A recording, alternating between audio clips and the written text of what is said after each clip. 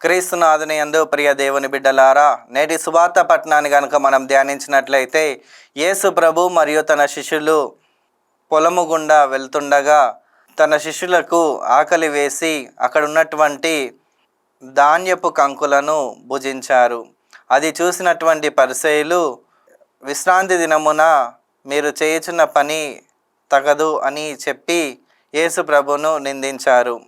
అప్పుడు యేసు ప్రభు పరిసయ్యులతో పూర్వ నిబంధనములో దావీదును గురించి ప్రస్తావిస్తూ, దావీదు తన అనుచరులు ఆకలిగొని ఉన్నప్పుడు అర్చకులు తప్ప మరెవరు తాకకూడని నైవేద్యాన్ని దావీదు తన అనుచరులు భుజించారు కదా అని యేసు ప్రభు సెలవిస్తూ, విశ్రాంతి దినము కేవలం మానవుల కొరకే కానీ మానవులు విశ్రాంతి దినము కొరకు కాదు అని యేసు ప్రభు ఇవాళ సువార్త పట్టణంలో తెలియపరుస్తున్నారు.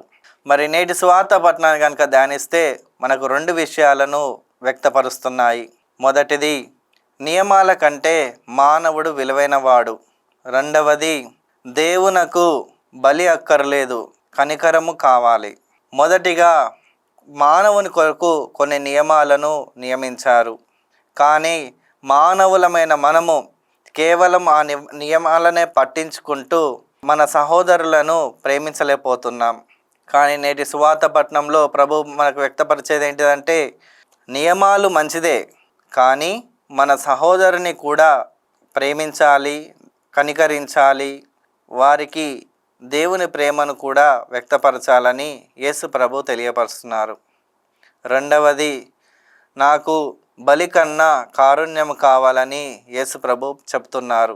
మరి మనము ఎన్నో ప్రార్థనలు, ఎన్నో ఉపవాసాలు, ఎన్నో దాన ధర్మ క్రియలు చేస్తూ ఉంటాం. ఇవన్నీ కేవలము బాహ్య బలియే కాక మనం కూడా మన సహోదరుని పట్ల కనికరం కలిగి జీవించాలని మనకు యేసు ప్రభు తెలియపరుస్తున్నారు. మరి మన జీవితాలను ప్రశ్నించుకుందాం. నిజంగా ప్రభు చూపినటువంటి ప్రేమను మనం కూడా ఇతరులకు పంచడానికి ప్రయాసపడుతున్నామా? ఆయన చూపినటువంటి ప్రేమను ఇతరులకు పంచడానికి సిద్ధంగా ఉన్నామా లేదా అని ప్రశ్నించుకుంటూ మనం కూడా ఆ ప్రభు వలె దయ, కనికరము కలిగి జీవించుటకు ప్రయాసపడదాం. ఆమేన్.